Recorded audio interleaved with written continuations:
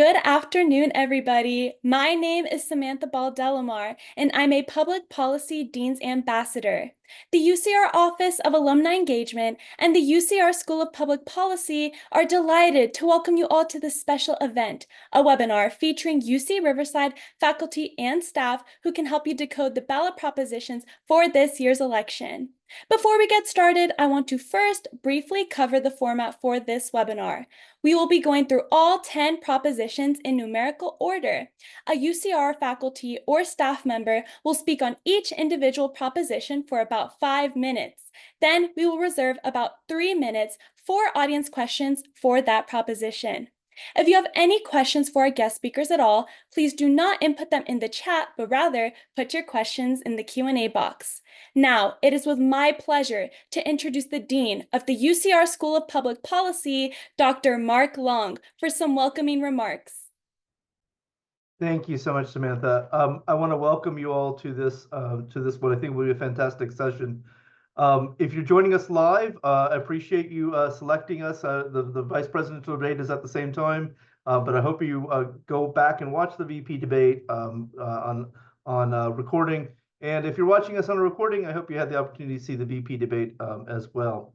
Let me just start by talking about propositions in a general sense. So when I was in my 20s, I was here in California, and I did some work on an environmental, trying to get support for an environmental proposition. And at the time, one of the things that really struck me was that while I'm advocating for this particular piece of legislation, this particular proposition, I wasn't necessarily considering how it intersected with all of the other facets of public policy.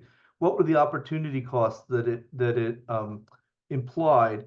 What were some of the more subtle and complex interactions that I might not have thought about? And it's actually one of the things that prompted me to go back to graduate school and get a master's degree in public policy, to really study how public policy is integrated, what are intended effects, what are unintended effects of policies. But I think it's important that we think these things through. So I'm glad you've joined us for this discussion. One thing I want to say that government does really well is, at least in California, is put out these general election pamphlets. So hopefully you have this that's provided in the mail. And I find that the neutral analysis is pretty good, actually, in terms of thinking through these trade-offs. Now, some of the advocacy, those who are for and against the bills, some of those discussions I find to be not as precise, not as technical, but the neutral analysis that's put in there is really quite good. So, props to our state government for providing that, which is not something that all state governments do. So when this idea of having this decoding propositions came up, I was asked to think about what faculty would fit each proposition. Of course, that's not an easy fit. Not all faculty, all of our faculty do research on various topics, but not necessarily their policy research is exactly on point with the topic at hand. So I'm really appreciative of our faculty being generously willing to talk about these issues and extrapolate a little bit beyond what they may have done research on themselves and kind of use their informed judgment to tell us what they think about these policies. So thank you for joining us. Thank you for being an informed citizen, for really wanting to understand these issues and how they intersect, and making an informed decision. So welcome, and I'll turn it back to Samantha. Thank you so much, Dean Long, for your remarks. Now, without further ado, I am honored to introduce our first guest speaker of the night. Dr. Stephen Brint is a distinguished professor of sociology and public policy. We are so glad to have him with us today to talk about Proposition 2, which would provide $10 billion in bonds for school construction and modernization. Professor Brint, the floor is now yours. Thank you so much, and welcome everyone. So I want to talk first of all about what a school bond is, very briefly. The legislature must authorize bonds going out to the public. And if 55% of those voting approve the measure, then bonds are issued. Bonds are used in this case for construction and renovation of schools. This is a $10 billion bond measure. And so the state will issue the bonds. Investors will purchase bonds. My wife and I have purchased some school bonds in the past, little pieces of a bond measure. Those purchases of bonds are paid back with interest to the bondholders. So the state will pay back the bond over a long period of time with interest. In this case, the local districts that want bonds to do construction or renovation, there's a local match. And the local match is 45 to 50% for construction, 35 to 40% for renovations. And that local match is also usually comes from bond measures from the local school districts. And to repay those bond measures with interest, the local districts typically must raise property taxes to do that. So bonds are paid over a long period of time. In the case of this bond is, I think, is $500 million a year over 35 years. So the reason why we have bonds is that the state of California, like many other states, does not typically include new construction on schools and renovations within its general budget. So there's no other way to keep schools up. And a lot of schools, of course, are in disrepair. It's estimated that about 38% of California students go to schools that are not safe and functional. And that does have an effect, or research suggests, on student achievement. So let's talk a little bit about this particular measure. $10 billion in bonds, 8.5 billion, I should say, for big difference there, 8.5 billion for K-12 and 1.5 billion for community colleges.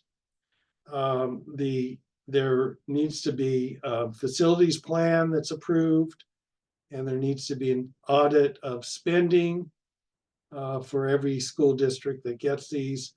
It comes at a first come, first serve basis for approved proposals with local matches. So that's not the most equitable way to do this, but it's the way that this will happen in California. The last school bond measure that was approved was from 2016. I think it was for $15 billion. We're still paying on that. In 2020, measure was not approved by the voters. 53% were against it. You need 55%. The 2016 measure just barely passed, 55.1% passage. So that's where we're at. We still have some bond capacity in California. It's estimated at 35 billion, and we're spending about $6 billion from the general fund every year, 3% or so, to repay bonds. And those are not just school bonds; there are other bonds as well. Okay, so you can imagine. I'm going to wrap up here and take questions in just a moment, but you can imagine who's supporting this bond measure: school administrators, the teachers, Los Angeles Unified, Labor Federation, people who do construction on schools. And the basic argument in favor of it is that we have a lot of decrepit schools out there. And students who go to those schools are not getting a very good experience and that their achievement could be harmed. Some of the schools are not safe. I just heard a story that's not about safety so much, but does make the point that in this heat wave, many school districts don't have air conditioning, for example, and so kids occasionally get heat exhaustion and that sort of thing. So, but that's just relative to today's events, and but we can expect that in the future as well. Those who are opposed, you can also imagine the Howard Jarvis Taxpayer Association, a number of Republican officials are also opposed. They don't like the additional debt that's required here. They feel like it should be in the general budget. They say that the budget is a choice among priorities. Some of the priorities that California has chosen aren't the best according to them, and we need to rethink some of those priorities and put schools closer to the top. So that's where we're at on Proposition 2. Any questions? Thank you so much, Professor Brint, for your insights. It's actually about time that we're going to get to some questions. So audience members, please remember to post your questions in the Q&A box. Okay, so we'll go in order. First, why is it first come, first served? Is that mandated by law?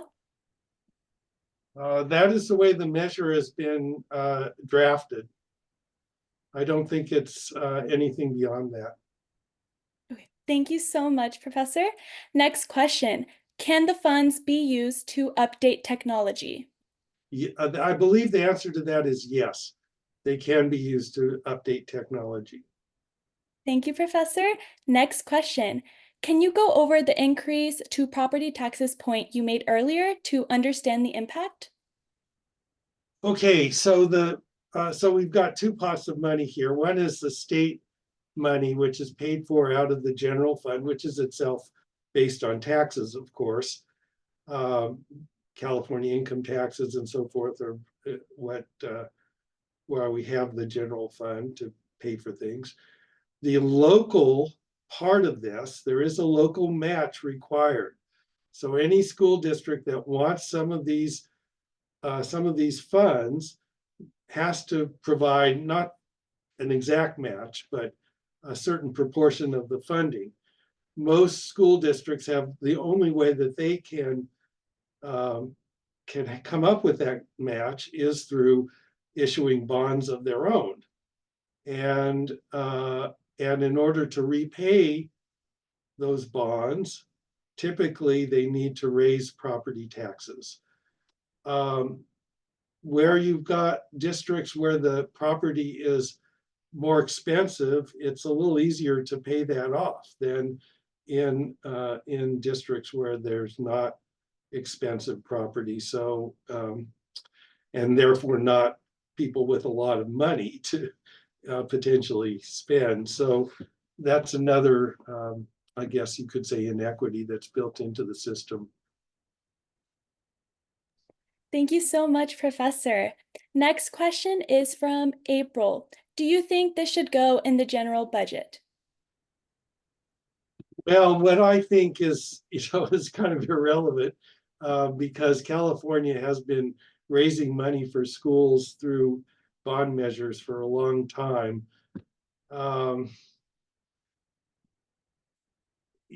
I mean, I guess in theory, it would be a good idea if the state realized that schools don't update themselves and there needs to be some fund to do this that doesn't put an additional burden on taxpayers. But I don't see that that's likely to happen anytime soon. So while I might favor it, the prospects are not good for that.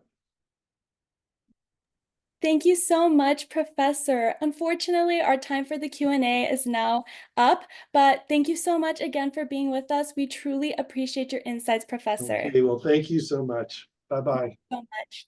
Now let's move on to Proposition 3, which would remove Prop 8's language from the California Constitution and codify same-sex marriage. Speaking on this will be Director of Programming and Career Development, Mr. Brock Cavett. Brock, the floor is now yours. Thank you, Samantha. And a little quick background about myself, since I'm one of the few that actually does not work in the School of Public Policy. However, outside of my role working in our alumni engagement office here at UCR, do a lot of work with LGBT rights and policy in the state of California. So I'm here to share a bit more about Proposition 3.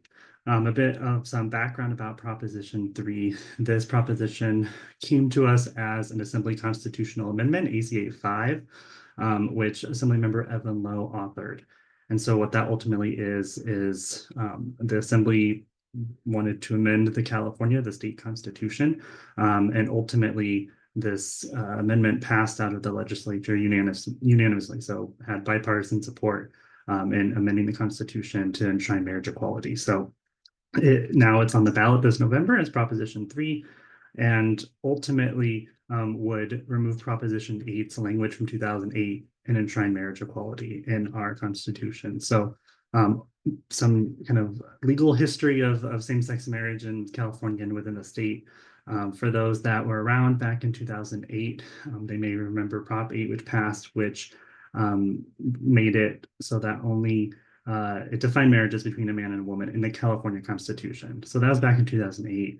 There were lawsuits that followed right after, ultimately landing in the courts, where the federal district court in 2010 ruled in Perry versus Schwarzenegger that Prop 8 was unconstitutional. And then ultimately, as many of us are now aware, the 2015 US Supreme Court ruling in Obergefell versus Hodges made same-sex marriage legal across the entire United States. So what happened at the state level kind of was null and void at that point, because regardless of what state you're in, Obergefell is the law of the land, and same-sex marriage is now still the law of the land. However, we know that that's not always going to be the case in our Constitution in California.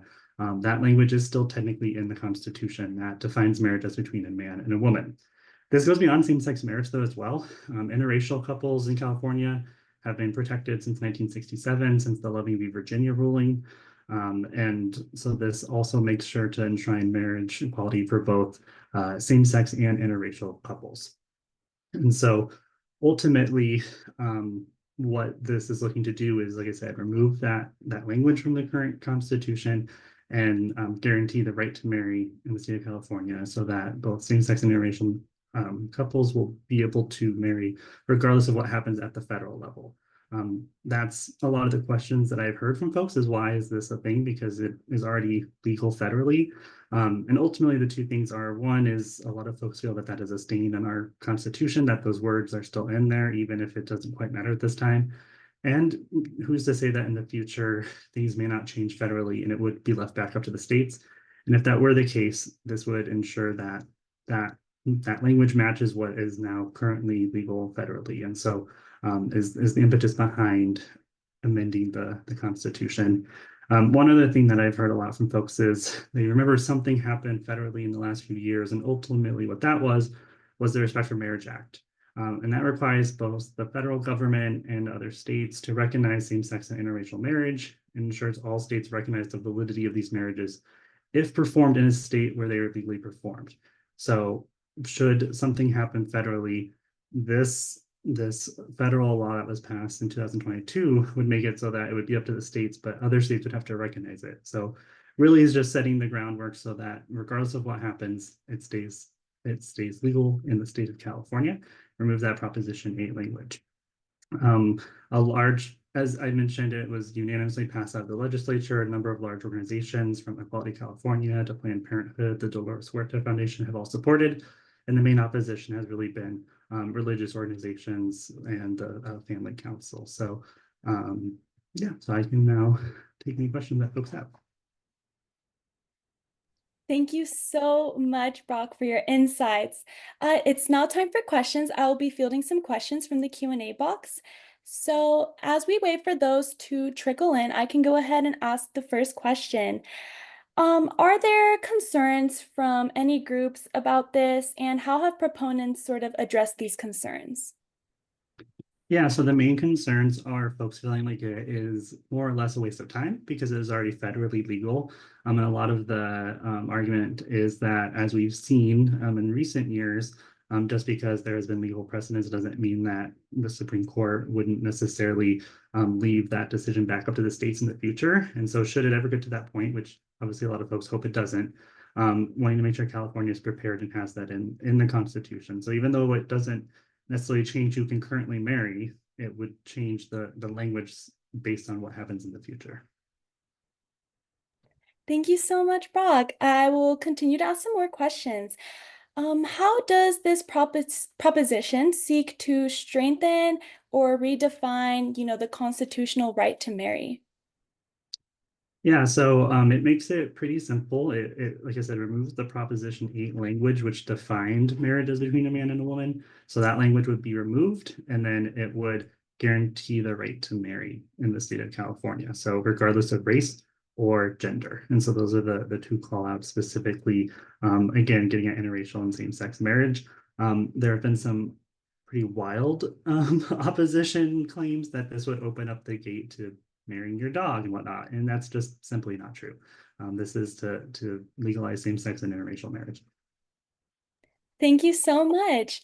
Okay, so we do have some questions in the Q&A box. So first off, can you further explain the discrepancy between the federal and state laws? If federal laws were to change, would same-sex marriage be unlawful in California? So that's a tough question because, as I mentioned, Prop 8 was kind of held up in the courts, and at the time of the Supreme Court case, the U.S. Supreme Court case, was deemed unconstitutional. So ultimately, what we anticipate would happen would be, should the Supreme Court leave it back up to individual states, in California, it would kind of enter a nasty legal battle again, versus having clear language in the Constitution. And that is for California specifically. It would really come down to what each state currently has. Some other states have taken the same measure in the past few years to add it to their constitution, even if it didn't necessarily change who at the time could marry. We would be kind of matching what some other states have already been doing. Thank you so much. Jocelyn asked, the con against it says, anyone can get married, including children. Is this true? That's not true, and I can't remember the specifics as to why, but it leads to some other parts of the Constitution that define marriage differently. But by claiming a right to marry, it's not claiming the right to marry anyone, again, the dog, children, or whatnot. It is specifically including interracial and same-sex marriage. Thank you so much for your insights, Brock. We truly appreciate it. Thank you. Thank you. Now let's move on to Professor of Environmental Economics and Policy, Kurt Schwabe, who will be covering Proposition 4, which goes over $10 billion in climate change and sustainability bonds. Professor Schwabe, thank you for joining us today. Thanks, Samantha. It's a pleasure to be here. So Prop 4 is the shortened version is called the Climate Risk Bond. More formally, it's the Safe Drinking Water, Wildlife Prevention, Drought Preparedness, and Clean Air Bond Act of 2024. And we'll continue to call it the Climate Risk Bond for today. But yeah, a yes vote on this means that the state can borrow $10 billion to fund various activities aimed at conserving natural resources as well as preparing for the causes and effects of climate change. Much of this money would be used for loans and grants to local agencies, Native American tribes, not-for-profits, organizations, and businesses. And some of the money could be made available for state agencies to spend on state-run activities. And so in this sense, a lot of the money will be going back to communities. The cost is going to be around $400 million annually over 40 years. So there's about $6 billion in interest associated with this $10 billion bond over 40 years. So that is it. That seems like a big number. But as an economist, we always think about the opportunity costs and the benefits and costs of things. And so what we want to do is we want to think about what are we getting for that? And so keep in mind that, this 10 billion is less than 0.5% of the state's total general fund, which is around $211 billion a year. And the fourth climate assessment done by the California Natural Resources Agency said that by 2050, the impacts of climate change on California will reach around 113 billion annually. and it looks like we're going to reach that number faster than anticipated. So in that sense, there looks like there's good reasons to justify this cost associated with it. And just to be clear, the bond is less about, and the activities associated with the bond is less about reducing carbon and more about increasing resilience and bolstering our state's defenses against climate impacts. There are two additional kind of conditions associated with the bond that I think are really, really important. One is that at least 40% of the bond money must be used for activities that directly benefit communities that have lower incomes or are more vulnerable to the impacts of climate change. And then there's a transparency part of it, which requires the public spending reporting annually on how the bond money is being spent. So there's 8 categories of this bond, eight activities, and I'll just kind of go through them somewhat quickly. You can go online and see all them. And then I'm going to talk about a few that seem really important from my perspective. So one category, which is about a fourth of it, is the drought, food, and water supply part that increases the amount and quality of water available for people to use and reduce the risks of flooding. There's about 3.8 billion for that. There's another part on forest health and wildlife prevention, and we've seen a lot of that more recently to improve the health of forests and protect communities from wildfire. There's 1.5 billion for that. There's sea level rise in coastal areas, which reduces the risk from sea level rise, restores coastal areas, and protects fish. That's about 1.2 billion of that 10. There's biodiversity mitigation or activities associated with land conservation and habitat restoration. About 1.2 billion is for that. There's some money on renewable energy resources, such as offshore wind.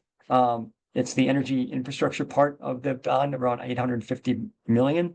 Parks, you get around 700 million to expand, renovate, and repair local and state parks. There's a part of it, a chunk of it goes towards addressing extreme heat. So reduce the effects of extreme heat on California. If you recognize that this last July was the hottest on record globally,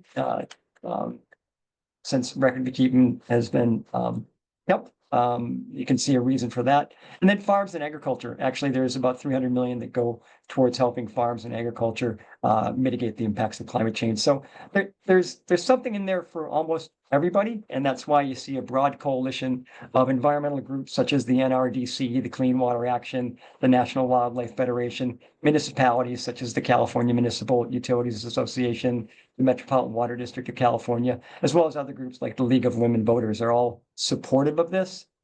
2 or 3 of the categories which take up the chunk of this bond, I think, are worth emphasizing here. So one is on drought, flood, and water supply. So right now, if you think about what's happening in California, there's going to be between 500 and about 1 million acres of farmland in the Central Valley under current infrastructure and policies that will likely go fallow because we won't have enough water there to bring it back in. So water up there. To bring it back into water balance, what we need is we need more storage. We need more managed aquifer recharge and stuff. So the extent that which 2 billion of the bond money goes towards shoring up more supplies through storage, that seems certainly justified. On the water quality side of things, there's about 340 agencies around California, nearly 1 million people that do not have access to clean drinking water. So the extent that the bond money around 610 million will go for water quality, safe drinking water. And in that sense, you've heard of these PFAS, these forever chemicals and microplastics and chromium-6. The money would go to help mitigate and clean up the water supplies for that.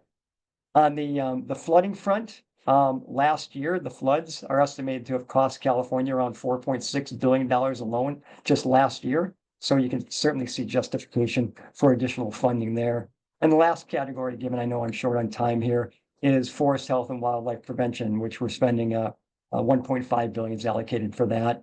Over the last decade, it's been estimated that there's been over 50,000 premature deaths and over 400 billion economic harm over the last decade from wildfires and the implications of it on water quality and health. So 1.5 billion there certainly seems justified. Finally, we have a water infrastructure and an infrastructure for dealing with climate change that was built in the 1900s. And so this is why we've been postponing those. So in essence, if I think about the benefits and the costs of working in this space, this bill certainly seems justified in that sense. So I'll stop there, and I'm happy to take any questions that come about. Thank you so much for your insights, Professor Schwabe. At this point, I'm going to pose some questions from the Q&A box. Oh, perfect. Our first question is from Veer. Would any of this money be going towards research on global warming and environmental technology? Yeah, so one of the it would fit into the activities associated with the bond. One of the criticisms of the bond by the Howard Jarvis group and a few other people would be that it's not so specific. So it doesn't really shoehorn really specifically what activities and how they'll be implemented. So in that sense, I can't say that it will exactly do that, but technology, and speaking, for instance, on the wastewater treatment side, technology is a huge part of dealing with increasing wastewater reuse, moving towards indirect potable reuse or direct potable reuse, cleaning up chromium-6, PFAS, microplastics. So I'd be very surprised if some of that money, or in a significant portion, didn't go for increases in technology and research. Thank you so much, Professor. Our next question is from Kathy. Have you seen any innovative projects that address environmental impact in under-resourced communities? How would communities apply? Yeah, so right now there is there's money in here, like I said, so 40% of this bond money is going towards low-income communities and communities that are going to be particularly vulnerable towards climate risks. And this would be, there's a technical term in by the Department of Water Resources called disadvantaged communities. It's related to one characteristic to be low income and other characteristics that identify vulnerable communities.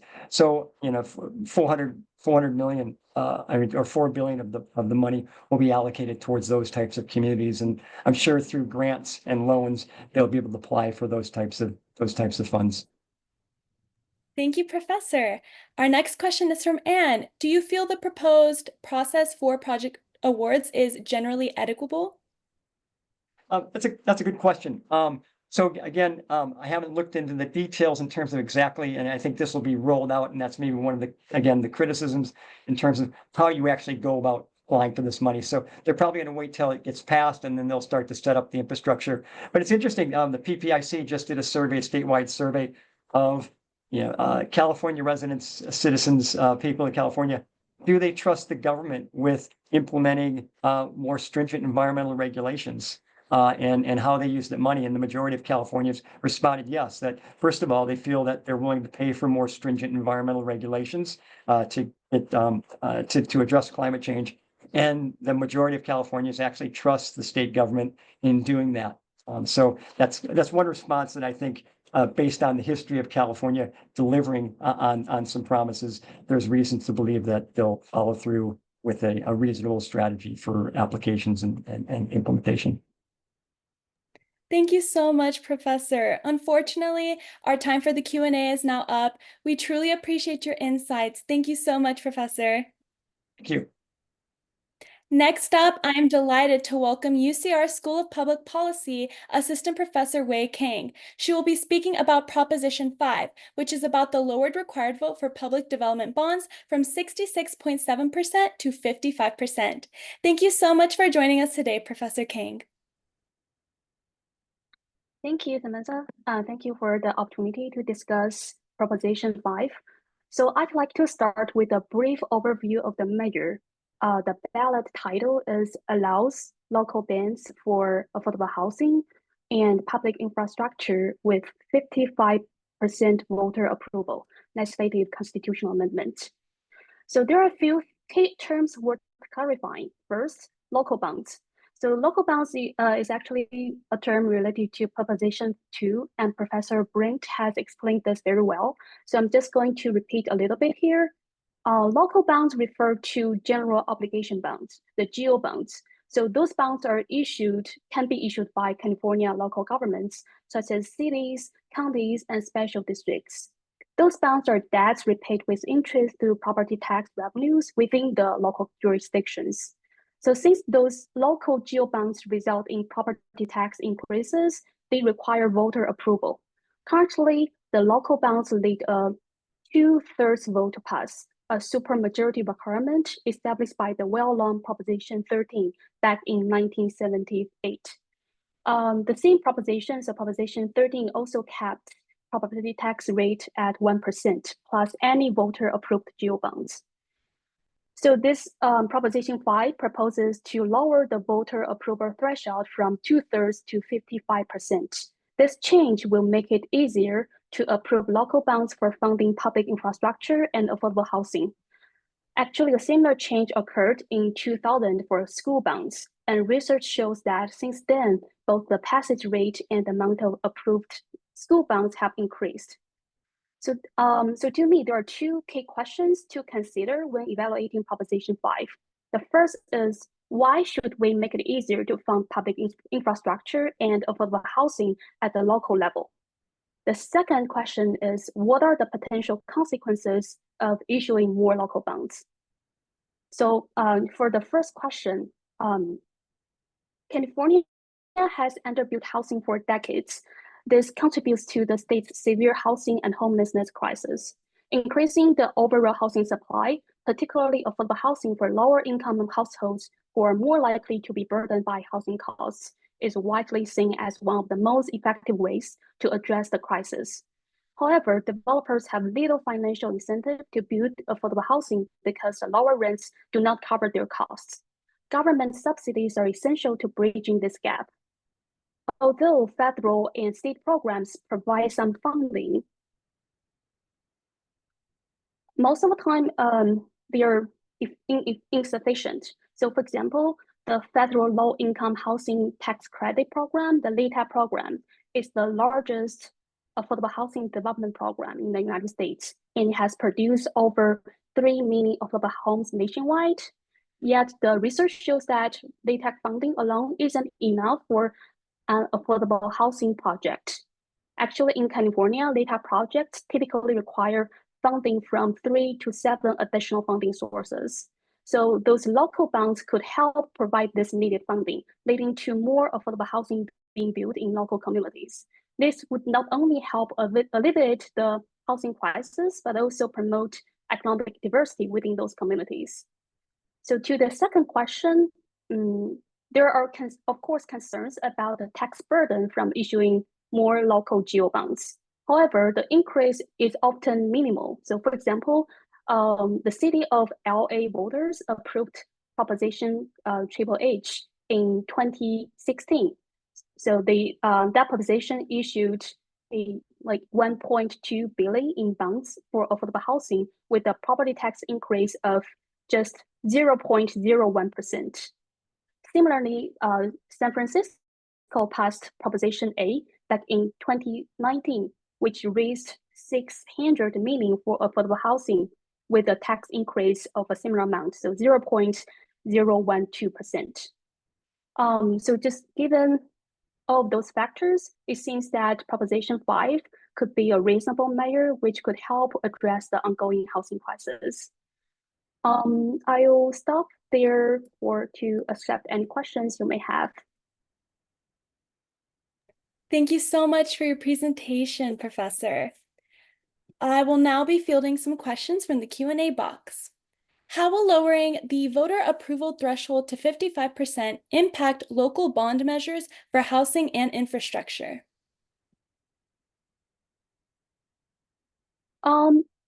So with the lower threshold, it will make it easier for local bond measures to be passed to finance the housing and infrastructure development. Thank you, Professor. Next question. Why is this proposal being made now, and how does it compare to past measures? This is a good question. I'm not sure I'm the right person to answer this question because I'm not super familiar with the past proposals. So I believe this proposition was kind of planned to put on the ballot like last year, but because of the opposition from some real estate association, the plan was not going as expected. Increasing the property tax will arouse a lot of oppositions from a large group of people. So I think this is the major change this proposal um, es- especially because it's related to the property tax rate. Thank you so much, Professor. What are the potential fiscal impacts on property owners? This is a good question. So as I discussed earlier in my presentation, so I listed two examples about the local bonds, for funding affordable housing. So it seems that the local bond amount is pretty large, but after doing some calculation, the increased property tax rate is actually not that high. So for example, for Los Angeles and both of Los Angeles and San Francisco, so those two local bonds both only increased property tax rate by 0.01%. And the property owners, so like homeowners can, if they're owning some rental properties, they can also like translate some of the increased property tax money into the increased rent, increased rent. Thank you so much for your insights, Professor King. Thank you for your presentation and for joining us tonight. We really appreciate it. Thank you so much. Moving on, I would now like to introduce Distinguished Professor of the Department of Black Study and the Department of Media and Cultural Studies, Dr. Dylan Rodriguez. He is also the co-director of the UCR Center for Ideas and Society. He will be presenting on Proposition 6, which covers limiting forced labor in prison. Thank you so much for joining us today, Professor Rodriguez. I want to thank the School of Public Policy for inviting me. I'm hoping that we get to do this a lot. I appreciate it. So if I was going to crystallize this issue in one sentence, this is what I would say, that by eliminating California's prison slavery exception clause, Proposition 6 intends to align California's state law and its constitution with a global consensus on minimal standards for compliance with human rights law and principles. I think what's also significant here, referencing Dean Long's introduction to this session, is that no argument against Proposition 6 has been submitted for inclusion in the official California Voters Guide. So take that for what it's worth. I will also state, importantly, that the statewide campaign that is supporting Proposition 6 is being led in significant part by an organization called All of Us or None. This is a grassroots civil and human rights organization that is fighting for the rights of formerly and currently incarcerated people and their families and loved ones. All of Us or None works to restore and defend the human and civil rights of currently and formerly incarcerated people. I'm just really privileged to be in collaboration with a lot of their organizational work. So this next tidbit I'm going to offer you all is actually cited from the All of Us or None newspaper that was published in August 2024, and I believe that the link will be put up in the chat in a second for anyone who's curious. But what All of Us or None helped us understand is that Proposition 6 will obviously, it'll abolish the exception clause in the California Constitution.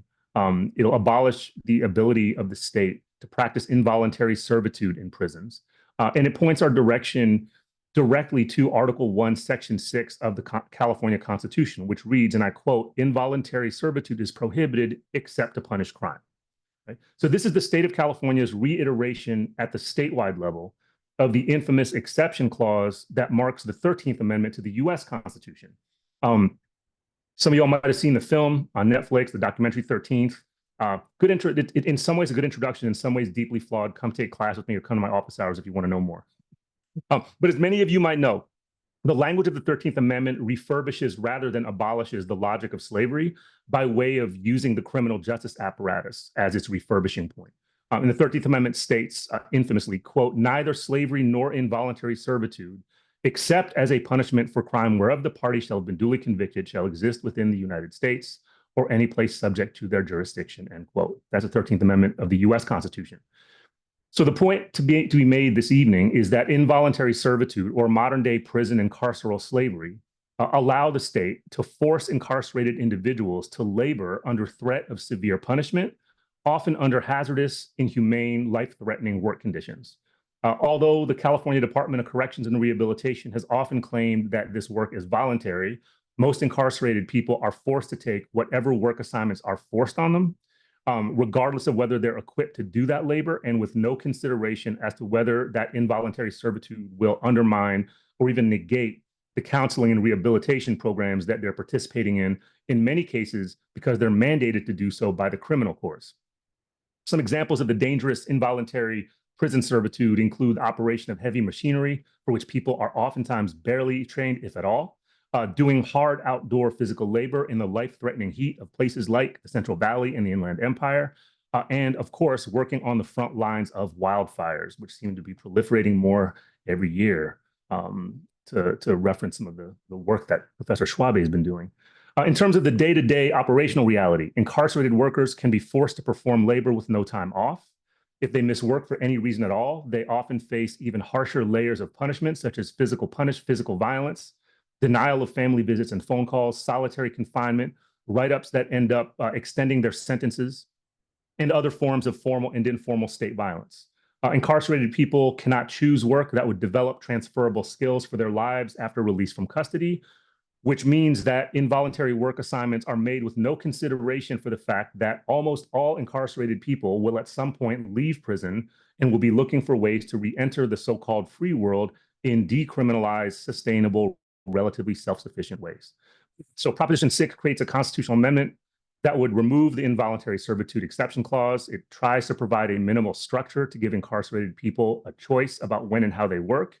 And whether to focus and whether they're going to be allowed to focus on participating in educational or vocational programs that will better prepare them for a reentry. Now, I just want to devote my last minute to the problems and limitations with this proposition. The principal problem that we will continue to confront if Prop 6 successfully passes is that even if one eliminates all prison slave labor, this will not eliminate the foundational and everyday violence of prison as a site of human captivity, low-intensity torture, and carceral warfare. In other words, prison labor or involuntary servitude is only a fraction of the degrading and eviscerating violence that characterizes prisons as a normalized institution of legitimated state violence. When we bear witness to the proliferation, for example, of prison strikes all over the last 13 to 15 years in California, Alabama, Texas, Georgia, New York, and elsewhere, incarcerated people are exposing not only the fact that they are subjected to involuntary servitude, but they're exposing the violence of prison, not just the violence of prison labor. And so I think the question is what can and must be done beyond policy-centered change, knowing the limitations and failures of policy to changing and abolishing these forms of state violence. I'll pause there. Thank you so much, Professor Rodriguez, for your remarks. I will now be posing some questions from the Q&A box for you. First question is from Veer. How will the state ensure that this law is physically executed in prisons? Are there any details on repercussions for prisons that don't adhere to this law? That's a brilliant question. I appreciate that you asked it. I will say that the California state prison system has a long record of not adhering to either state or federal law. In fact, so much so that in the early 2010s, it was put in federal, or sorry, in the 2000s into the 2010s, it was put on federal receivership due to its failure to adhere to just really basic federal guidelines and federal corrective measures that they were trying to put on them. So to say that the actual accountability to live up to Proposition 6 remains to be seen. And I will say that California CDCR does not have a track record that inspires confidence. So I think it would probably require the public in public exposure and, frankly, the mobilization of people who are actually incarcerated to expose any contradictions or failures to adhere to Proposition 6. Thank you, Professor. Next question. What are the fiscal impacts of Proposition 6? This is somewhat indeterminate. I think that in terms of worst case scenario, most analysts have said that it would be a relatively minimal impact on the California state budget relative to the scope of the California state budget. There are others who say that the economic or financial impact would be neutral or even beneficial to the state. So I think that remains to be determined. Yeah, there's not been really any conclusive analysis about that at all that I've seen. Thank you, Professor. Kathy asks, does any state use an advisory council of people with lived experience to improve prison rehabilitation? I think states have variously attempted those experiments. I think the problem, as with any advisory council, is the fact that they are in fact advisory, that they bear no executive privileges. Nothing that they recommend or prescribe is enforceable. But yes, such things have happened. Although I will also add that the situations in which advisory councils like this have been created have oftentimes happened because the state government is scrambling to defend the legitimacy of its prison system after some kind of profound scandal or yet another, prison strike or prison rebellion that is exposing the conditions of state violence, everyday state violence in prisons and jails. So yeah, usually those things are formed as a kind of defensive measure by the state. Thank you, Professor. Next question. What are the potential benefits for inmate rehabilitation if work becomes voluntary? This is an easy one. I think the testimonials of currently and formerly incarcerated people state that if we were to eliminate involuntary servitude, that there would be a bit more latitude for people to choose forms of labor that would be conducive to qualifying them for work after their release. That's number one. And number two, they'd have more latitude to participate in therapy programs, anger management programs, 12-step type programs, even religious programming and study programs, right, to get GEDs and sometimes BAs. So I think that the latitude that would be afforded to people would be helpful that way as well. Thank you so much. Unfortunately, our time for the Q&A is now up, but we really appreciate your insights. We appreciate your time. Thank you so much, Professor. Thank you for having me. I'll stay around and listen. Thank you. Now we will bring up Dean Mark Long of the UCR School of Public Policy to talk about Proposition 32, which covers raising the minimum wage. Dean Long, the floor is now yours. Thank you, Samantha. So maybe it's the teacher in me, but I'm gonna share slides. So hopefully this will work. Okay. So again, thank you for having me. I'm going to be talking about both Proposition 32 and 33. I'll start with 33, which is raising the minimum wage. This is something I've actually done some of my own research when I lived in Seattle. I did work with the city of Seattle to evaluate their minimum wage law both before and after they implemented it. So let's start with the context.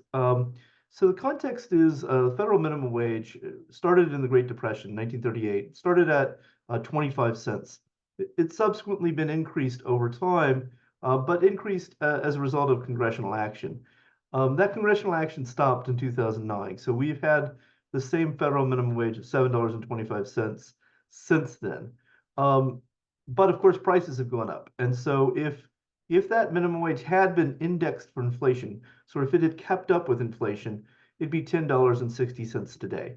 But it has not. So there's been congressional inaction, and that's led a lot of both states and localities, local governments, to want to put in place their own minimum wages that are above the minimum wage.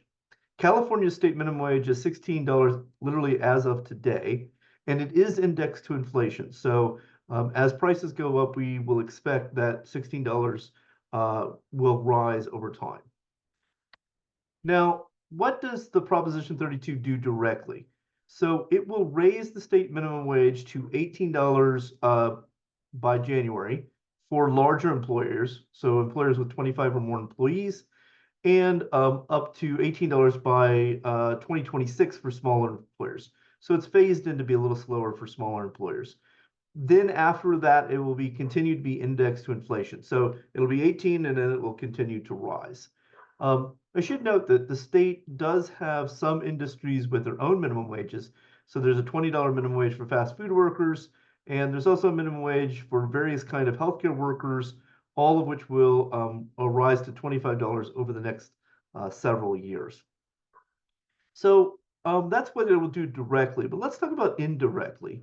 So there's basically three ways in which you might expect businesses to respond.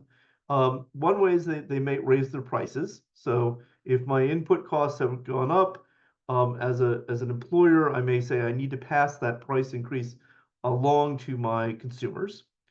Alternatively, I could just accept as an owner of the firm, I could accept to receive lower profits. Or a third possibility is I may hire fewer low-skilled workers or offer low-skilled workers fewer hours. The little pamphlet I mentioned also mentioned that there might be lower tax revenue for the state. That would make sense if this is going to cut into business profits. You might expect a slightly lower revenue from business profits. So let me kind of talk through the economics of this. What this will look like from a sort of a standard microeconomic analysis of it. So, and I should say, do you see my audio video? Is it interfering with the screen, or do you not see that, Samantha?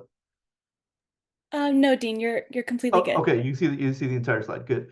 Okay, so a couple things here we might think of is if there was no minimum wage, we would expect the equilibrium wage, WE, to be set where supply of labor by workers is equal to demand for workers by firms.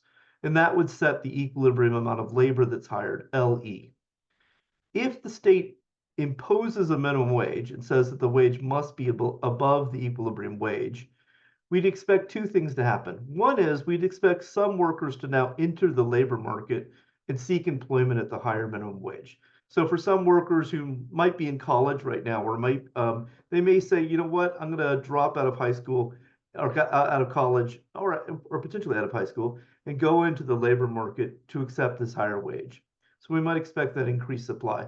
But we would also expect that firms would cut their demand for workers and maybe shift their employment out of state or shift their employment from workers to capital. For example, we see kiosks in fast food restaurants as a substitution for human labor. That, if that occurs, that then generates some unemployment. So if you were to believe that that's what's going to happen, you might say, well, look, I'm still willing to accept a lower number of workers hired because those workers who continue to maintain employment have a higher wage. And so if you go to the pamphlet, it will talk about the wage that should exist for workers, that wage should be high enough to be able to provide a reasonable standard of living. And so some people might be willing to accept this, what I would call an inefficiency, in exchange for the equity benefits that come from the employed workers having a higher wage. You might, however, on the other hand, be worried about those workers who either lose their jobs or maybe more importantly, new potential workers who can't find work. And that's in fact what we found in Seattle, is that people who had not previously worked in the labor market found it harder to find new employment. Whereas people who had more labor market experience to begin with, they saw their wages rise and they kept their jobs. And so there can be a competition between these sort of low skill but high labor experience workers and low skill with low amounts of labor market experience. Those are the ones you might expect to see this unemployment emerge from. Okay, and I will stop the share now before I go to the rent control and take questions about the minimum wage. Thank you so much for your presentation, Dean Long. I will now be posing some questions from the Q&A box. First question, how would Proposition 32 affect government programs and costs? That's a really good question. Okay, so to the extent that the government employs labor that is below, or let's say currently at $16 an hour, the government would have to pay $18 an hour. So directly, the government would have to pay more for the workers it hires. And directly or indirectly, then the government might start to think about, do we need to hire that worker or do we have alternatives? Is it necessary? So the same kind of calculation that goes for firms, you might expect for government as well. Thank you, Dean. Next question. Fabian asks, would increase in minimum wage not open the increase in demand, which would increase the rise of price on goods? Yeah, okay, very good question. There's two ways to think about the price in goods. One is directly we would expect firms to say, because I have higher input costs, I'm going to try to at least pass some of that cost onto my customers. So you might expect prices to go up for that reason. There's a secondary reason that Fabian's question kind of implies, which is for the low skill workers who have these low wage jobs, now that they're receiving higher amounts of earnings, you might expect them to go back and spend those higher earnings on these same firms and thus create more demand for the goods. I think that's plausible, except I think that the magnitude of that sort of secondary effect on prices is likely to be pretty small relative to the direct effect of firms trying to raise the prices of because their input costs have gone up. Thank you, Dean. Next question. What are the broader economic impacts, such as on job creation or inflation? Yeah, on job creation, you should expect to see a slight reduction in the creation of new jobs that are fitting for low-skill workers. Again, you might see some more substitution to maybe I import goods from out of the state that are produced by low-wage workers rather than produce them here in the state. And on that's production on inflation, you should expect prices to rise. Ooh, this is a really good next question. Can I ask it myself? What percentage of the labor market is at the minimum wage? I don't know that for California. It is the case that the higher that minimum wage goes, the larger the share of the labor market that is captured by it. If I'm just going to make a really raw guess, I'd say we're looking at, I'm really guessing here, 10% maybe is at that number. It's relatively small. Thank you, Dean Long. Unfortunately, our time for the Q&A is now up, but Dean Long will also be going over Proposition 33, which expands local government's authority to enact rent control on residential property. So, Dean Long, we will now hand it back to you. Thank you, Samantha. So let me go back to sharing my screen here for rent control. Now I will say, this is a topic I have not done any of my own research on. And so I'm more just talking as an informed citizen. Okay, so first, what's the context? And probably you know the context. Housing prices have gone up. So in California, the average home price in Southern California since the sort of beginning of the pandemic has gone up from less than 600,000 to 875,000. So a pretty substantial increase in the price of owner-occupied homes. If we look at what that then means for estimated monthly payments, so if you are trying to price a $1 million home, you'd be paying now $6,600 a month with a 20%, if you had a 20% down payment. If instead you have a $500,000 home, so that'd be sort of a below average home for Southern California, you're going to pay $3,300 in rent. So we can see, or excuse me, in mortgage payments. So on the owner-occupied housing cost side, we see an increase. Now, what about for rents?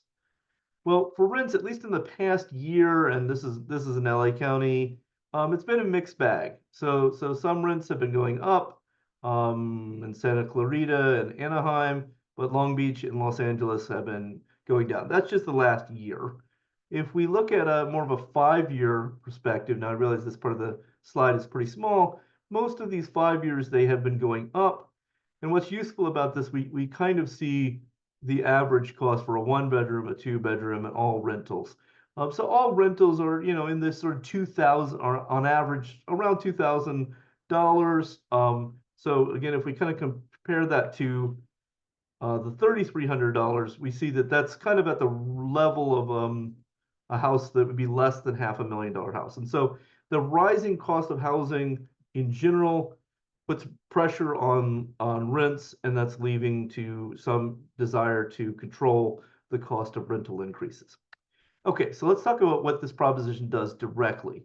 So directly, it repeals the Costa-Hawkins Rental Housing Act of 1995, which prevented localities, so local governments, from capping initial rent for new tenants and limiting rent increases for existing tenants for rental units built before 1995, single-family homes, and condominiums. If I can just summarize that down, it's going to allow localities to again start doing rent control laws in their local areas. Okay, so what does that then mean indirectly? Well, or I should say directly, it will potentially cap rent. But if we think about the indirect effects, if I own rental properties, now my rental properties will be worth less than they used to be because I won't be able to extract as much rent. That will reduce property tax revenues. That's maybe a small issue. Second issue, I think, is much more important. It'll reduce incentives for construction of new rental units and generate a shortage in units available to rent in the future. And I'll show that in a graph in a second. So if we have a shortage of new rental units, that puts additional pressure on homelessness.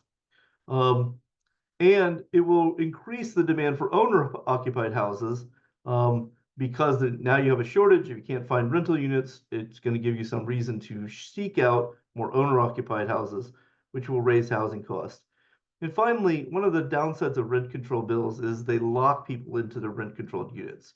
So if I'm in a rent controlled unit and that rent is not rising as fast as it ought to, given the market conditions, the market for new rent will rise faster than my rent controlled unit, and that gives me incentive to stay for possibly longer than I ought to stay in a particular housing, and that creates some challenges for economic dynamism.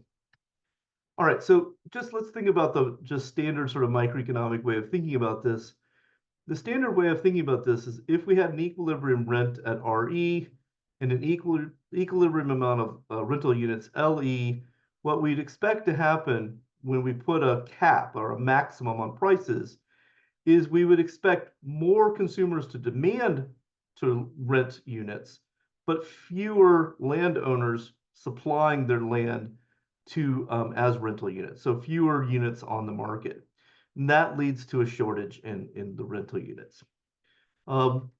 Finally, I just want to point out that this is an issue on which I think there is almost the most consensus among policy analysts. So here's a survey of around 30 experts that the University of Chicago puts together.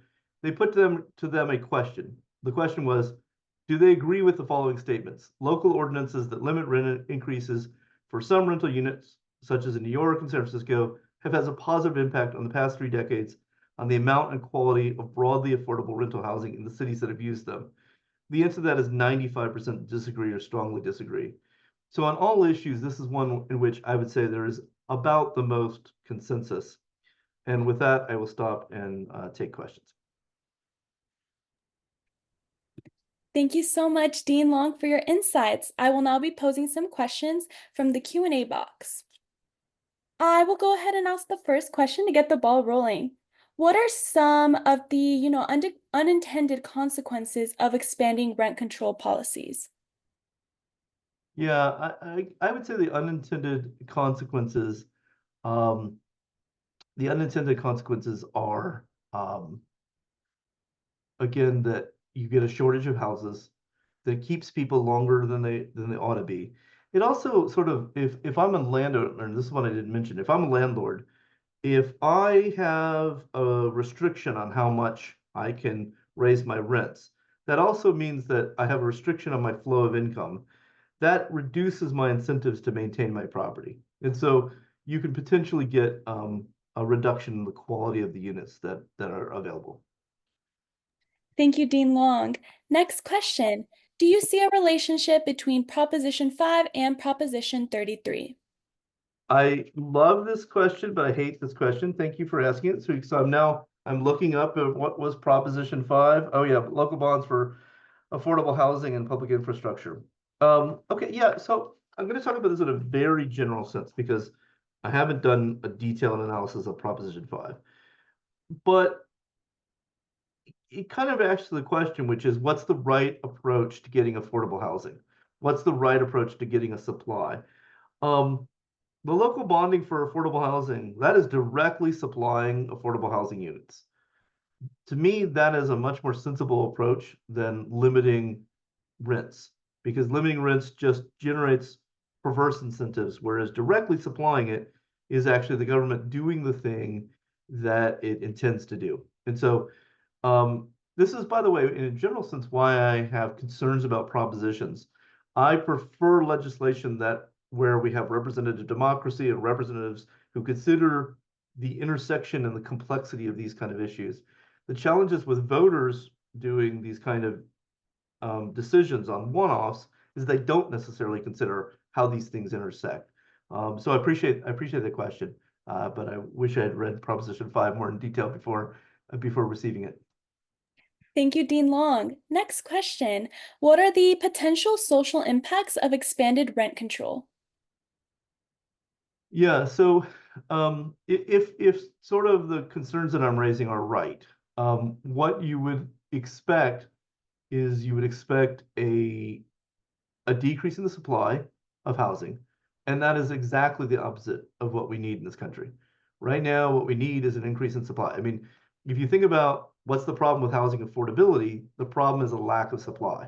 And so this creates disincentives to supply more units. And so I think the social impacts are very poor. Unfortunately, our time for Q&A is now up. Thank you so much, Dean Long, for your insights. We truly appreciate your time. Thank you, Samantha. Now, on to our next presenter. Professor Richard Carpiano will be covering Proposition 34, which restricts spending by healthcare providers meeting specified criteria. Thank you. So if you look at the California Voters Guide, Prop 34 says very briefly in its opening sentence, it requires certain providers to spend 98% of revenues from federal discount prescription drug program on direct patient care and authorizes statewide negotiation of Medi-Cal drug prices. So that seems pretty simple, but when you get into the details, it really there's a little bit more of an elaboration. It basically consists of three parts. So if it passes, it's going to require healthcare providers to spend 98% of the revenue that they gain from the federal discount prescription drug program. It's going to require them to spend 98% of that revenue on direct patient care. If provided that the providers has spent more than $100 million in any 10-year period on anything other than direct patient care, on other sorts of activities that don't involve providing patient care. And if it operated multifamily housing with more than 500 high severity violations.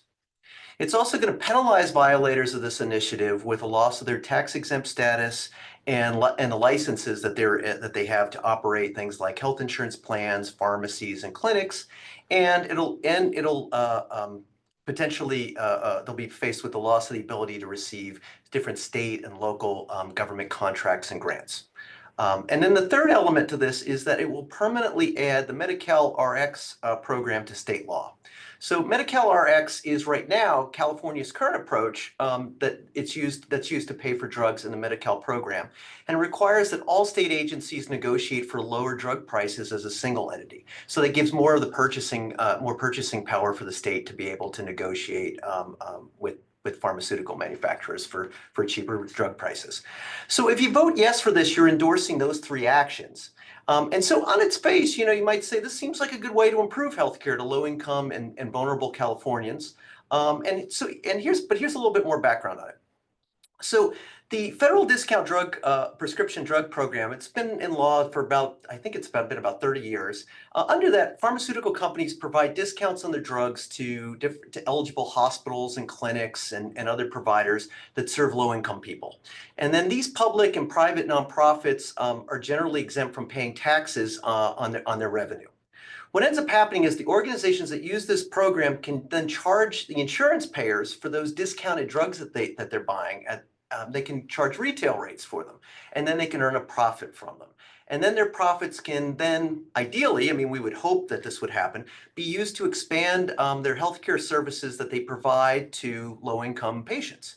But there is no sort of federal or state law that requires them to do so. They can take that revenue and they can use it however they see fit for their organization.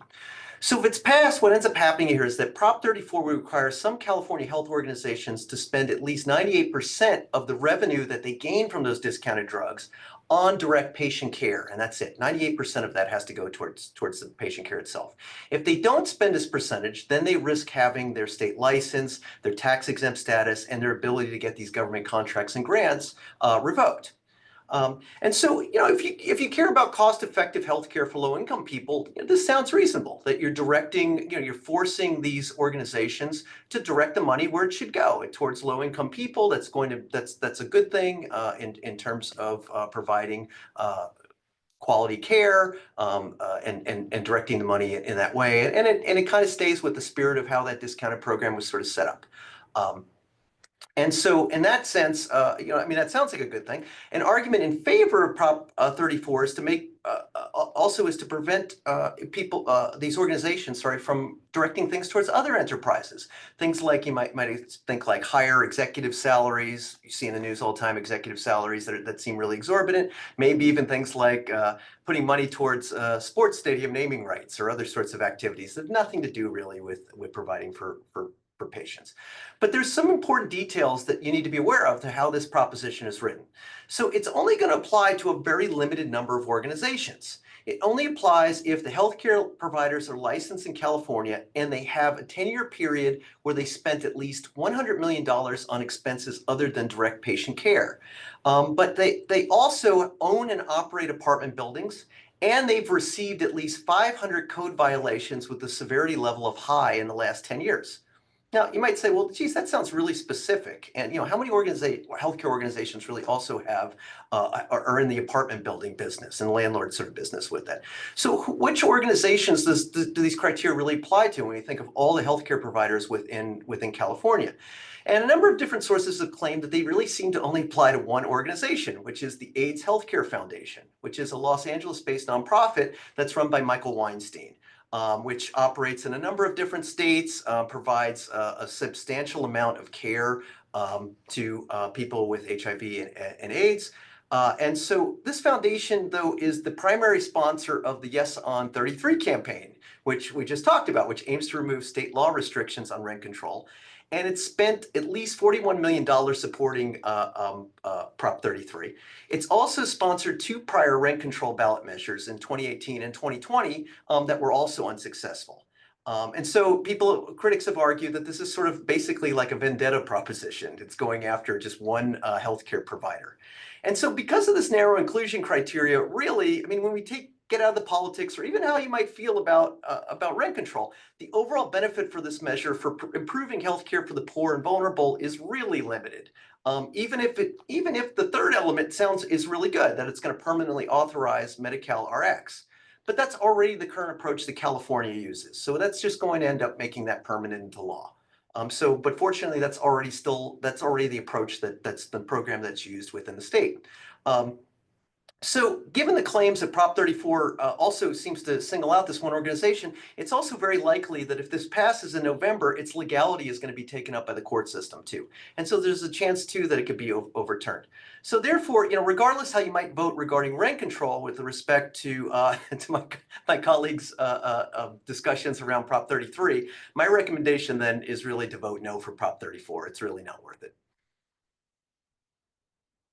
Thank you so much for your remarks, Professor. I will now be posing some questions from the Q&A box. I can go ahead and ask the first question to get the ball rolling. What sort of enforcement mechanisms would be in place to ensure compliance with these spending restrictions? Well, so that's the other thing. I mean, this is going to cost the state money in terms of enforcement on this. And so, if caught, there are issues about they could lose their licensing, they could lose eligibility for grants and different state and local community sorts of contracts with that. And with that comes even the issue of, AIDS Healthcare Foundation is a big provider of care. So it could very well be that, if this bill, let's assume it's legal, and if it were to pass, and that they would fall under this criteria, they could very well be that they might be forced either out of the state, and so or at least limiting their business, and in a way that could compromise care for a very vulnerable population of which that it serves too. So so there's a lot of obviously there's the cost of enforcement, and then there would be that would be made up by the fines by which this organization and any other one that violates it would pay up for. But that certainly could be an issue that could be pushing out or limiting or creating, I guess you could say, sort of a crater in what's already a vulnerable situation in terms of providing for a group that's for at-risk patient populations. Interesting. Thank you so much, Professor. Our next question: which organizations would be most affected by Proposition 34? So, really, it's these very specific sorts of criteria, in terms of thinking about of having $10 million in funding. That would be sorry, now I've got to go back to it. But sir, I mean, it's basically healthcare organizations that are also in the apartment building industry, or as a, or sort of as a side business. I mean, you could think that there might be some other sorts of nonprofits that maybe relate to providing care for formerly homeless sort of populations, other sorts of at-risk groups that maybe also need maybe mental health treatment, things like that. So it wouldn't be terribly unusual to see a healthcare provider that might also provide this type of comprehensive sort of care. That, you know, housing is healthcare, and you know, so that is an important complement to other types of more what we might traditionally think of as medical care for these types of populations. But they would have to spend at least $100 million on expenses other than that direct patient care. So it would have to be a rather sort of large fish of an organization, you know, like the AIDS Healthcare Foundation.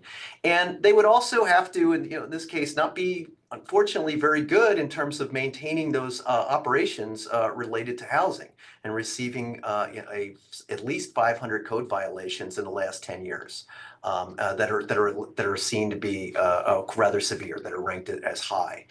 So again, that gets us to a very sort of circumscribed, very limited group of potential providers that this bill could potentially affect. So even though the what might seem really good for directing care towards directing resources towards patient care versus other things that might not be helping their patient population, really the overall sort of benefit of implementing this and who it's going to affect is going to be very, very limited. Interesting. Thank you so much for your insights, Professor. Unfortunately, our time is now up for the Q&A, but thank you so much. We appreciate your time. Thank you. Now we'll move on to our next guest speaker, Distinguished Professor of Public Policy and Sociology, Bruce Link. He will be going over Proposition 35, which provides permanent funding for Medi-Cal health services. Thank you so much for joining us. Okay, great. Great to be here. So Prop 35 aims to reinstitute on a permanent basis a tax on managed care organizations that would yield about $6 to $9 billion a year. And we've had this tax before, but without Prop 35, it could go away. The idea is to use funds to increase reimbursement rates paid to providers under California's Medi-Cal program, and to help train healthcare workers who might work in the Medi-Cal venue. And it also contains a requirements that the money be used for that purpose. And here, some of the background here is that for a while, Gavin Newsom was thinking of using the money for other Medi-Cal needs. And this would tie hands with that, with respect to that, with some ways in which you could wiggle around it and change how it's used. But basically, so the two things are to increase reimbursement paid to providers, and then also make sure the money is used for that purpose. The background here is the Affordable Care Act did a great job in getting more people insured across the country than in California. And that was helpful in protecting people from financial strain. If they had high medical expenses without insurance, it provided treatment, and then it gave people access to really critical preventive medical care, like cancer screenings and stuff like that. But the ACA didn't do it all. Two things remain. One is fairly large proportions don't have insurance, even though it's come down quite a bit. And disparities in who has those has insurance still remain. So efforts to try to address that have been made in California to expand further to provide access to people who are below income thresholds, but irrespective of their immigration status. So in California, we did that to try to further address the, to make sure that more people got insured and try to reduce some of the disparities. But this progress also increase the flow into medical settings, both the ACA and then the further steps taken. So there are not enough providers and reimbursements are too low in the settings where folks are coming to get treated. So they come there and they have insurance, but getting the care ends up being really difficult. And so Prop 35 aims to address that problem. And the Prop 35 has really broad support. It's from professional organizations, from Planned Parenthood, from labor unions, and also from both the California Republican Party and the California Democratic Party. So it's kind of unusual in that way. My own take on it is, I'm going to vote for it. But as I look at it, I just can't help but wish we did things a little bit different way. It's like we found a pinch and we're going to go to that pinch. It'd be better if we had a more comprehensive thinking through of how we're going to do this. So, and is this revenue stream the best way to solve the pinch? And it kind of works and it's better than nothing, but could it be better?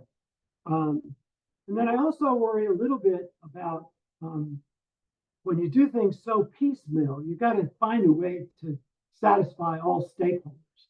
And so you sort of have to give everybody something. And when you're giving everybody something, it's costing a lot. And so that there's a little bit of a problem in that. But altogether, in the context of rolling out the ACA, realizing that the ACA doesn't do everything that we want for us, that this is, on average, a good thing that I will vote for. Thank you so much for your informative presentation, Professor. I will now be posing some questions from the Q&A box. But I'll go ahead and ask the first question just to get the ball rolling. What are the financial implications for the state budget and how would this funding be sustained over time? This would be a permanent tax on the managed care organizations. So it would be sustainable in that sense. It's going to reduce the flexibility of who's running the government in terms of how they use the money, so that it has to be used for the purposes that they're specifying here, which is providing higher reimbursement possibilities and training more workers to go into these contexts. So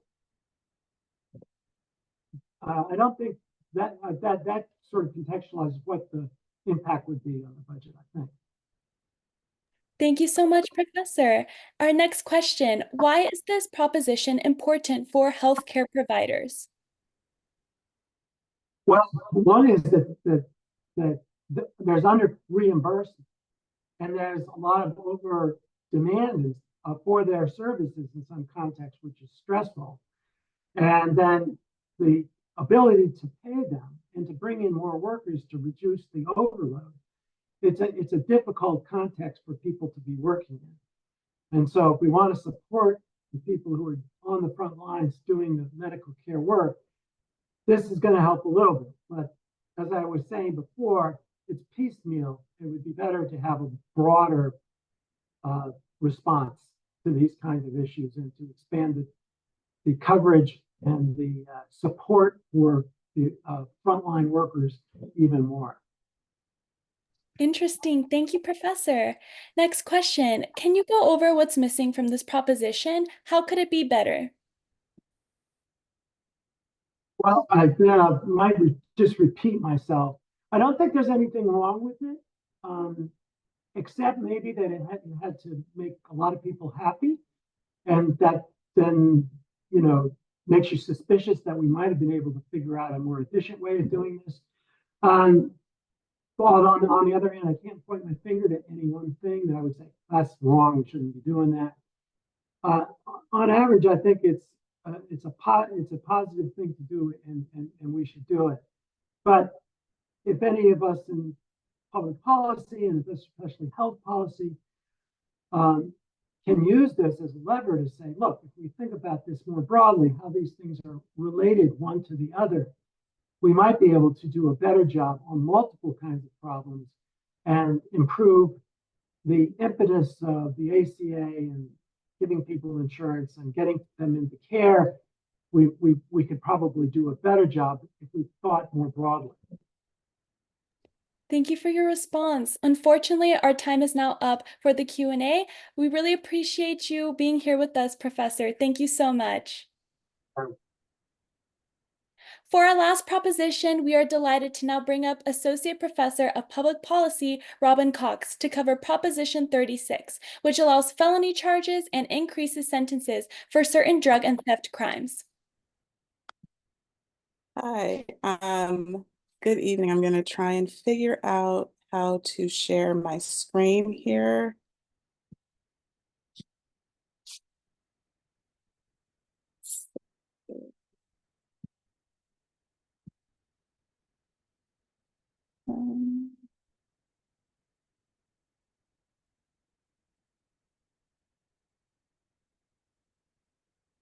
I'm having a little bit of difficulty sharing my screen, so I think I'm just going to get started because you all are behind, and just talk about the Proposition 36.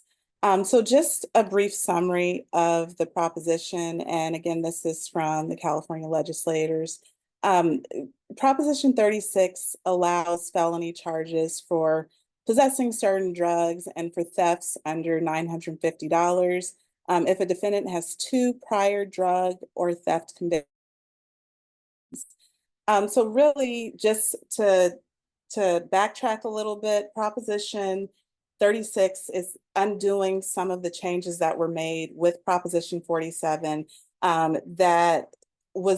Proposition 47 was meant to address some of the issues with the tough on crime policies that were passed during the 90s, which led to mass incarceration and the war on drugs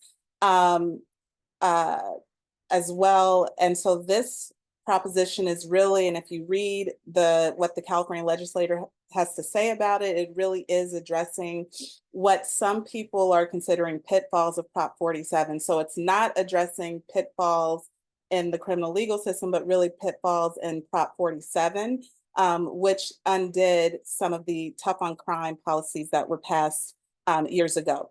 So there are some various, in terms of an overarching summary, there are some various fiscal impacts. This could potentially lead to significant increases in spending, because we are now going back to a more tough on crime approach. So they estimate the state criminal justice costs will likely range from several tens of millions of dollars to the low hundreds of millions of dollars annually. And as well, local criminal justice costs likely in the tens of millions of dollars annually.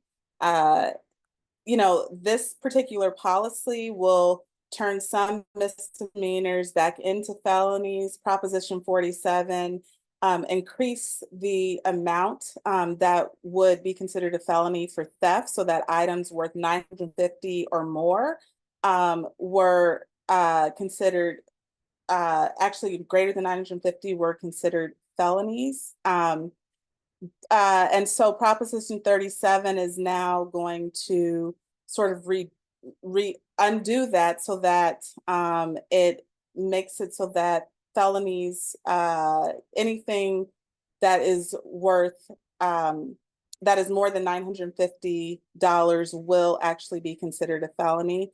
And so it's undoing some of these punishment reductions from Proposition 47 again. And then it also lengthens some felony sentences.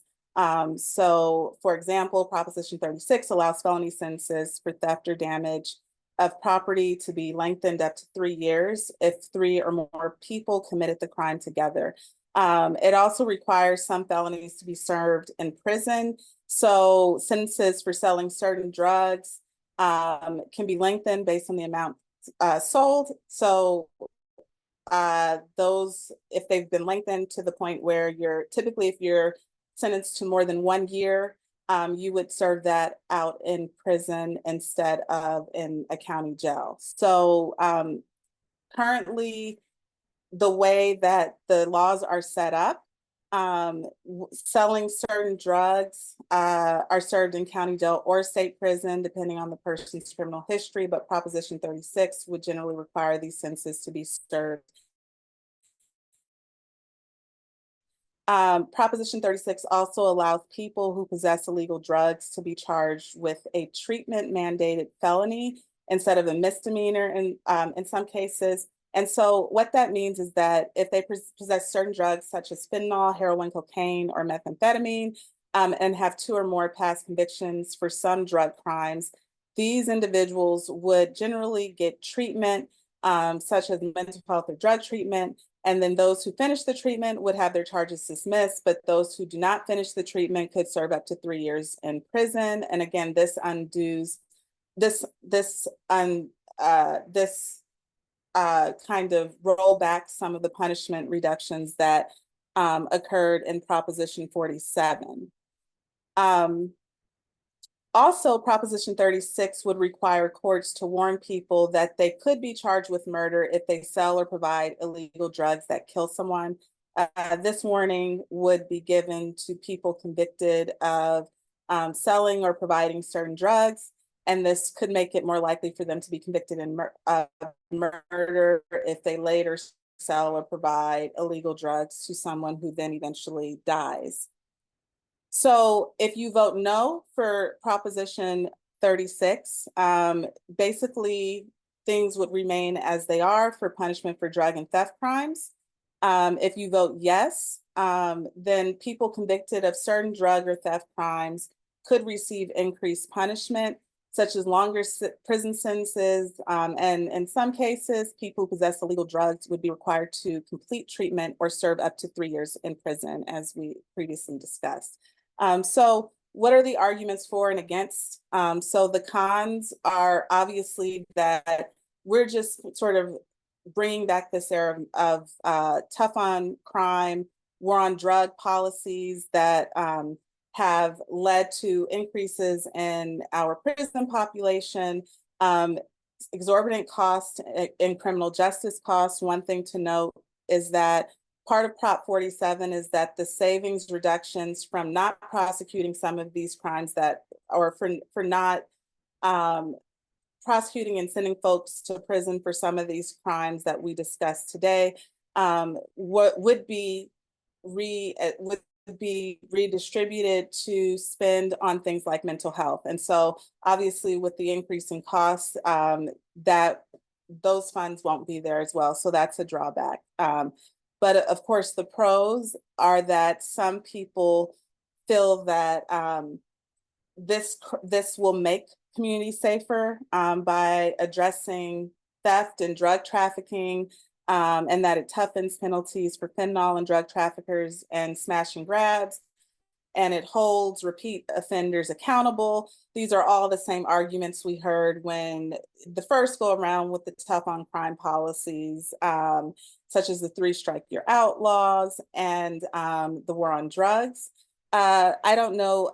I think that if you kind of take stock of sort of the last propositions we've been talking about, or many of the propositions we've been talking about today, which are related to housing, related to healthcare, and then now this is related to crime and criminal justice. One overarching theme that that hopefully you're able to see is that these are all various ways that that we are trying to address social problems in society.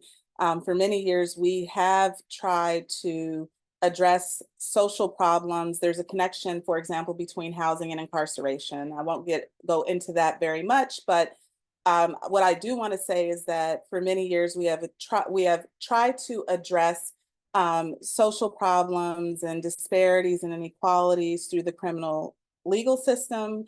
This proposition seems like it's going back to the way things were before.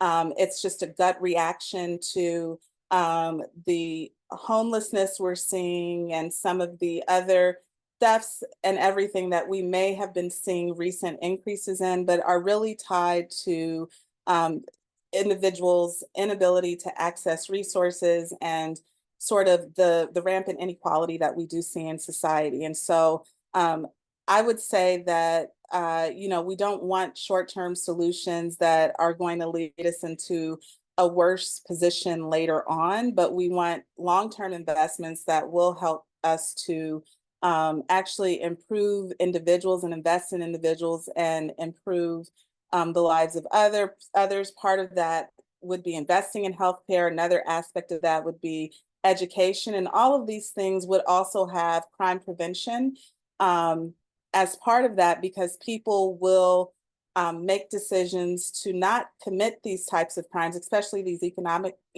types of crimes or crimes of despair, if they are able to prosper and do well. So we really want to think about where, when you're thinking about these propositions, we are funneling dollars to these specific, we're funneling limited resources to specific expenditures. And so, I don't necessarily think that using the criminal legal system to address social problems is the right approach. But so I would vote no on this, but that's all something for us to think about and to make the decision for ourselves for how we choose or what we believe.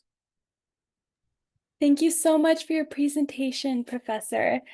I now am going to pose some questions from the Q&A box. First question, what is the proposed limit of thief to be charged as a felony as opposed to the current $950 or more? So I think so currently, if you are stealing items worth $950 or less from a store, that would be a misdemeanor. That's current Proposition 47. And so this proposition would change that so that it would change the limit so that if you are stealing, and especially if you're stealing within groups of individuals, you would then be charged with a felony. And so it's changing what was in place with Proposition 37, which was that if that Proposition 37 increased it to $950, this proposition would sort of roll that back, so the threshold would be lower, from my understanding. Thank you so much. Next question. How does Proposition 36 change penalties for theft and drug-related crimes? So it's basically advocating for greater prison time if you are a repeat offender, and if you're selling certain drugs, and if you're committing certain types of theft. One of those types of thefts would be committing thefts, I believe it said, with three or more. So part of the Proposition 36, what Proposition 36 is attempting to address as well were the smash and grabs that were going on at one point in our communities. And so if you are if you're committing certain types of theft, and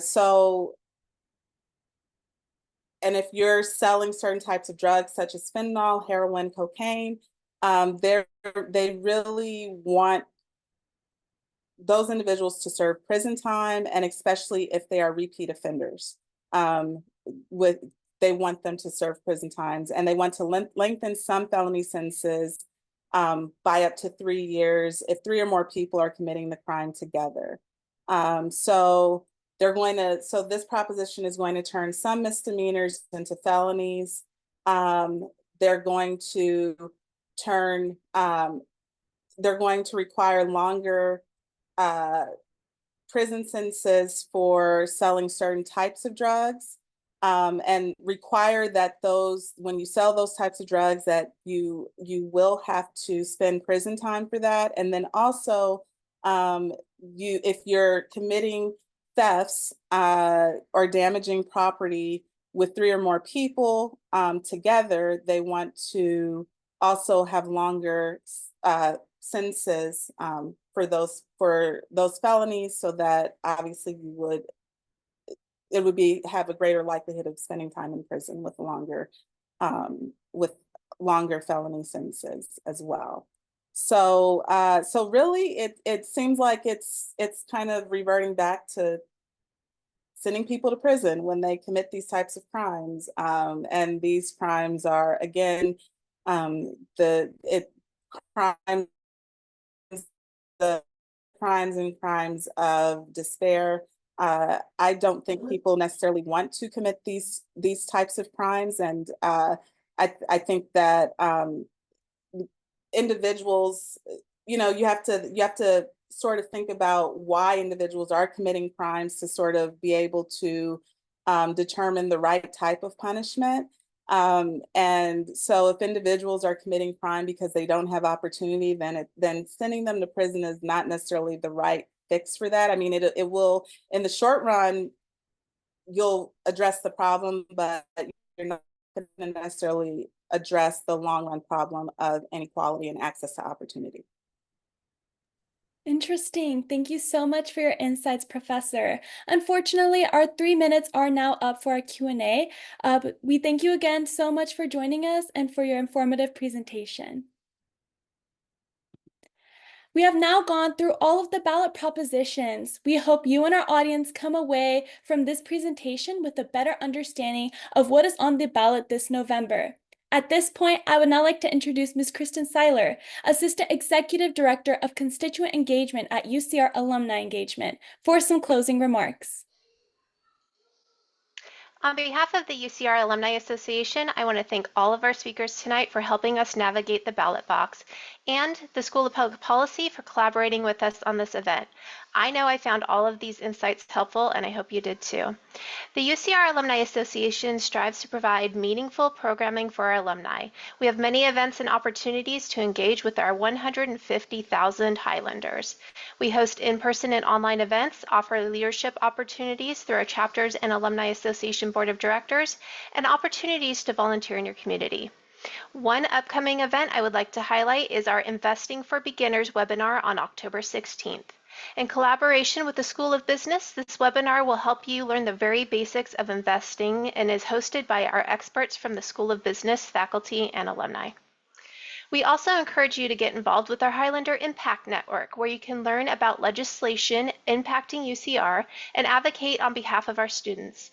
Events include biannual virtual meetings, invitations to events with legislative members, and participation in our annual Advocacy Day. You can learn more by visiting the link in the chat. Finally, we hope you will consider joining the UCR Alumni Association. Membership is completely free, and you receive discounts on travel and entertainment, as well as early access to special events like Homecoming. Thank you again to all of you for joining us tonight, and a special thank you to the School of Public Policy for their collaboration on this event. Thank you, Ms. Seiler. I just want to express on behalf of the UCR School of Public Policy our deepest gratitude to each one of our guest speakers for taking time out of their busy schedules to join us tonight. Thank you as well to you, our audience members, for being with us. We hope this has been an insightful night for you in the lead up to the November 5th election. You can learn more about the UCR School of Public Policy and our events by visiting our website at spp.ucr.edu. There, you can learn about the Persist Women's Political Engagement Conference on October 24th and an election night watch party on November 5th. While you're on our website, you can also learn more about our Master of Public Policy program and our official podcast, Policy Chats. You can learn more about the UCR Alumni Association by visiting alumni.ucr.edu. Thank you for being with us. We wish you all a great rest of your night.